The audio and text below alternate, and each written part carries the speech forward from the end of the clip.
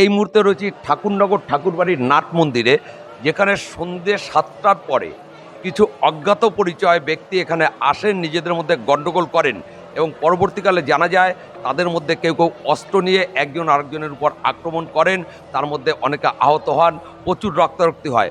পরবর্তীকালে পুলিশ আসে, ঠাকুরনগর হাসপাতালে যাওয়ার পরে শোনা যাচ্ছে যে তাদের কলকাতায় ট্রান্সফার করা হয়েছে।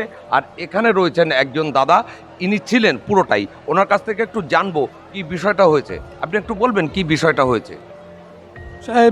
সন্ধ্যার সময় 6টার সময় ছেলেপান আইছে, শুরু করার পরে ওখানে ওই অনেক গল্প গল্প করার পরে এই আমার সামনে আসছে, আসার পরে দেখছি হাতাহাতি কাটছে, তার ওই দেয়ালের পাশে গেল, দেয়ালের পাশে যাওয়ার পরে ওখানে ভাইয়া খুব হাতাহাতি হয়েছে, তারপরে কোবাকুবি হলো, কি দিয়ে হয়েছে এটা বলতে পারছি না, এটাই আমি বলতে পারি, আর কিছুই না। কত লোক ছিল তখন গন্ডগোলের সময়? গন্ডগোলের সময় লোক ছিল ওই 20 জন 25 জন মতো ছিল।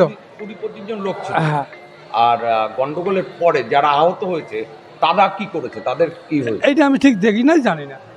পরবর্তীকালে খবর পেয়ে কি পুলিশ এসেছিল? হ্যাঁ, পুলিশ আসছিল। পুলিশ আসার পরে কি হয়েছে সেটা কি আপনি না জানেন? না, এটা আমি জানি না, এটা আমি বলতে পারবো না। উনি একজন প্রতিবন্ধী মানুষ, এখানটায় কিন্তু ঠাকুরবাড়ির এই নাট মন্দিরে উনি কাটান, উনি কিন্তু পুরো তথ্য দিতে পারেননি। আমরা আপনাদের ঘুরে ঘুরে দেখাবো নাট মন্দিরের বিভিন্ন জায়গায় রক্ত পড়ে আছে। আপনাদের আবার জানিয়ে রাখি, ঠাকুরনগর ঠাকুরবাড়ির নাট মন্দিরে কিছু অজ্ঞাত পরিচয় দুষ্কৃতী আজ সন্ধ্যের পরে এখানে হাজির হয়, নিজেদের মধ্যে গণ্ডগোল করেন এবং নিজেদের মধ্যে কেউ কেউ ছুরিকাঘাত হয়, তাদেরকে নিয়ে কিন্তু হাসপাতালে যাওয়া হয়েছে। পরবর্তীকালে পুলিশ আসছে এই জায়গাটায়।